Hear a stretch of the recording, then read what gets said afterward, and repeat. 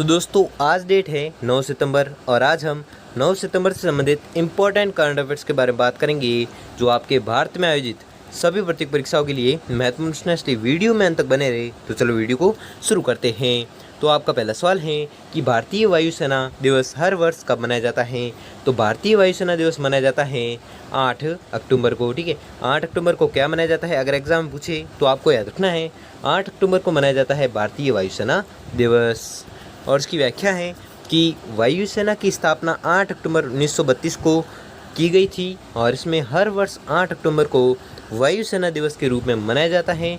स्वतंत्रता से पूर्व वायुसेना को रॉयल इंडियन एयरफोर्स कहा जाता था, जिसे बाद में हटाकर सिर्फ इंडियन एयरफोर्स है जो कर दिया गया था। ठीक है, अगला सवाल है कि वर्ष 2022 का नोबेल शांति पुरस्कार से किसे सम्मानित किया गया। तो आपको याद रखना है यह सम्मानित किया गया था एल.एस. बियालियात्स्की को। ठीक है, एल.एस. बियालियात्स्की वह व्यक्ति था जिन्हें वर्ष 2022 का नोबेल शांति पुरस्कार है जो दिया गया था। किसे?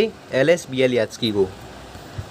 और इसकी व्याख्या है कि वर्ष 2022 का नोबेल शांति पुरस्कार एल.एस. बियालियात्स्की को देने की घोषणा की गई और यह पुरस्कार बेलारूस में मानवाधिकारों की रक्षा के लिए सक्रिय अधिवक्ता को दिया जाता है या प्रदान किया जाता है। ठीक है, अगला सवाल है कि विश्व भर के घूमने योग्य 20 देशों की सूची में श्रीलंका कौन से स्थान पर रहा है। तो श्रीलंका रहा है 17वें स्थान पर। ठीक है, श्रीलंका जो देश है वो विश्व भर के घूमने योग्य 20 देशों की सूची में श्रीलंका है जो 17वें स्थान पर रहा है। कौन सा देश? श्रीलंका। और इसकी व्याख्या है कि कॉन्डे नास्ट ट्रेवलर के रिचर्ड रीडर्स चॉइस अवार्ड्स 2022 की जारी लिस्ट के अनुसार विश्व भर के घूमने योग्य 20 देशों की सूची में श्रीलंका है जो 17वें स्थान पर रहा है। अगला सवाल है कि विश्व की सबसे ऊंची 351 फीट शिव प्रतिमा राजस्थान के किस शहर में स्थित है जहां लोकार्पण महोत्सव आयोजित किया जाएगा। तो आपको याद रखना है यह स्थित है नाथद्वारा में। ठीक है, नाथद्वारा में क्या स्थित है? तो नाथद्वारा में स्थित है विश्व की सबसे ऊंची 351 फीट शिव प्रतिमा स्थित है। कहाँ पर? नाथद्वारा में। और नाथद्वारा कहाँ पर है? राजस्थान में। ठीक है, राजस्थान के नाथद्वारा में स्थित है शिव प्रतिमा जो जहाँ पर लोकपर्ण महोत्सव है जो आयोजित किया जाएगा। कहाँ पर? नाथद्वारा में। और इसकी व्याख्या है कि 29 अक्टूबर से 6 नवंबर राजस्थान में राजसमंद जिले के नाथद्वारा में विश्व की सबसे ऊंची प्रतिमा शिव प्रतिमा विश्वास स्वरूपम का लोकार्पण महोत्सव आयोजित है जो किया जाएगा। कब?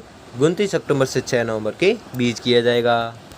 अगला सवाल है कि देश में बिजली उत्पादन को डिकार्बनाइज करने के लिए एनटीपीसी लिमिटेड और किसने एक समझौता किया है। तो आपको याद रखना है यह किया है जीई गैस पावर। ठीक है, जीई गैस पावर ने किया है क्या? समझौता किया है। क्या प्रश्न है कि देश में बिजली उत्पादन को डिकार्बनाइज करने के लिए एनटीपीसी लिमिटेड और दूसरा कौन सा है? जीई गैस पावर, दोनों ने समझौता किया है। ठीक है, किसके लिए समझौता किया है? तो देश में बिजली उत्पादन को डिकार्बनाइज करने के लिए समझौता किया है।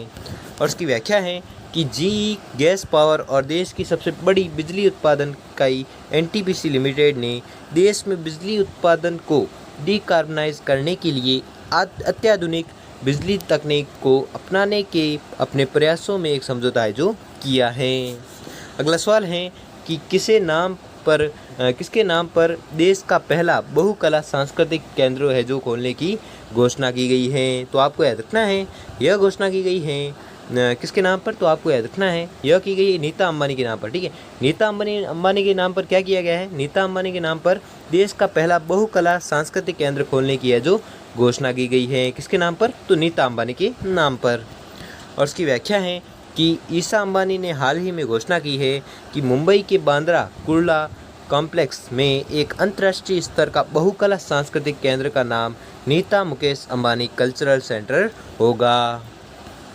अगला सवाल है कि किस देश की सरकार ने निवेश प्रोत्साहन और भूमि विकास जैसी विभिन्न आर्थिक गतिविधियों में सहयोग के लिए हरियाणा सरकार के साथ हाल ही में एक समझौता ज्ञापन को अंतिम रूप दिया है। तो आपको याद रखना है यह दिया है दुबई सरकार ने। ठीक है, दुबई जो सरकार है जिन्होंने हाल ही में निवेश प्रोत्साहन और भूमि विकास जैसी विभिन्न आर्थिक गतिविधियों में सहयोग करने के लिए हरियाणा सरकार के साथ हाल ही में एक समझौता ज्ञापन को अंतिम रूप दिया है। किस देश ने? तो दुबई सरकार ने दिया है। और इसकी व्याख्या है कि हरियाणा सरकार के साथ हरियाणा में विदेशी निवेश को आकर्षित करने तथा औद्योगिक विकास के पथ पर आगे बढ़ाने के लिए दुबई सरकार ने निवेश प्रोत्साहन और भूमि विकास जैसी विभिन्न आर्थिक गतिविधियों में सहयोग करने के लिए एक समझौता ज्ञापन को अंतिम रूप दिया है।